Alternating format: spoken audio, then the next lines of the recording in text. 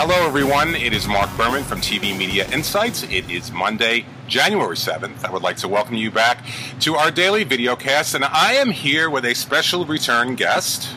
I'm Brent Furtick from TV Week magazine in Vancouver. And we are coming to you from the 2013 Winter Press Tour in Pasadena, California. Brent, welcome back. Great to be here. It is great to have you back. We did about 5 or 6 of these this past summer, and we promised, or I promised, we would be Skyping after the tour, which we have not done yet. No, we haven't done the Skypecast yet. But we're here together, so we will. But we're here together, and actually we're telling a little bit of a fib, because technically it is Sunday afternoon. But hey, look, the time difference here, and we're going to talk to you about what's happening at the press tour. Now, we're here. This is the first of 2 days of NBC Universal. Yep. And we just came from a very lively lunch session with upcoming sitcom 1600 Penn. What did you think? If you know what, if the sitcom itself would have been as funny as the session, I think they'd have a big hit. You know, I can't really fault it that much, because there is a lot to like about 1600 Penn. Yes. If you like sort of broad slapstick comedy, it's sort of a complete 180 from the smart, ironic comedies that we've been seeing from NBC, the Parks and Rec, that kind of thing. But I think it is sort of this new idea that they're trying to get, you know, broader comedies for a broader audience. Well, I think the problem with the pilot, in my opinion, was Josh Gad was way too over the top. But apparently they toned him down a little bit, although he was pretty over the top at the lunch panel. It's true. It's that was and they did reference some of the reviews, which was quite. Yes, they did. They weren't overly positive. Now here's the obvious problem. It's going to be airing out of the office on Thursday at 9:30. The office basically at this point doesn't have much of an audience. So in terms of a total audience, it's not going to get much. But we'll see what happens. Dead show walking. Dead show walking.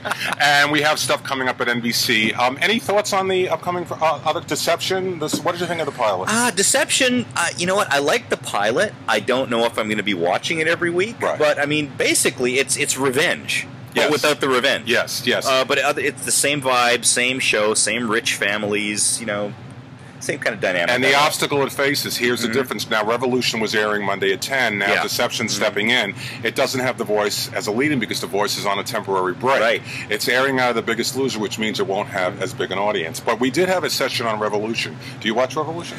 I started watching Revolution, and I had all these episodes piling up on my DVR, and at a certain point, I tried watching it, and I just couldn't get to it. I want to watch it, but I just haven't been. No, I'm the same way. I saw the pilot. I saw the first couple of episodes. I thought this is very good. Yeah, but I liked it. I sort of like, you know what, I'm not really going to watch it every week, and I have not. But now we also had the first 2 days at the Winter Tour was cable. 2 days of cable, some interesting stuff. Yeah, interesting stuff. What do you think was a highlight?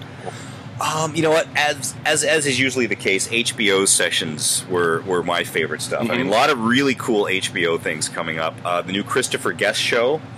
Family Tree looks really interesting. You know, if you like Best in Show, those type of movies, they've got a lot of the same people from all those ensembles will be in it. And the Liberace movie with Michael Douglas playing Liberace looks that was very cool. A little over the top, but interesting. Beyond the Candelabra, is that the name of it?